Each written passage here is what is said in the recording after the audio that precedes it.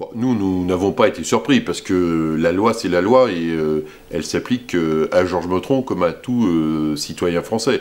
Et donc le Conseil d'État lui a rappelé de manière extrêmement claire que Georges Meutron n'était pas au-dessus des lois. Et donc, que dit la loi? Elle dit que une agglomération en petite couronne, elles vont toutes être dissoutes, donc il ne peut pas en rejoindre une d'agglomérations qui vont de toute façon être dissoutes. C'est la loi sur la création de la métropole de Paris. Et deuxième élément de la loi, une ville aujourd'hui ne peut pas être en dehors d'une agglomération. Donc ça, c'était des faits connus.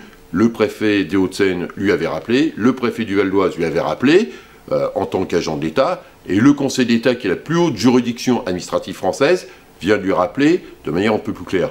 Ce qui est désolant, dommage, c'est que plutôt d'être dans ces bagarres politiciennes qui ne sont pas au niveau des enjeux de la ville d'Argenteuil et de la ville de Besançon, on est en train de perdre du temps plutôt que de travailler sur les vrais sujets qui intéressent les Argenteuils et les Besonnais, la prolongation du T2, le développement du territoire, l'attractivité du territoire. Ça, c'est les vrais enjeux.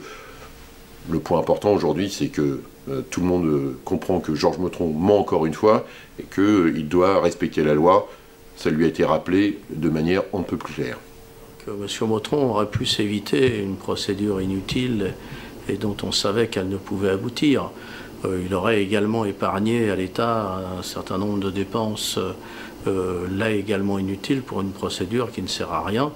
On sait très bien que le Conseil d'État ne pouvait pas valider cette demande du maire d'Argenteuil dans la mesure où celle-ci était en totale inadéquation avec la réalité du moment par rapport à sa préoccupation première qui est l'explosion de l'agglomération Argenteuil-Besançon et avec un outil qui est le passage à Paris Métropole.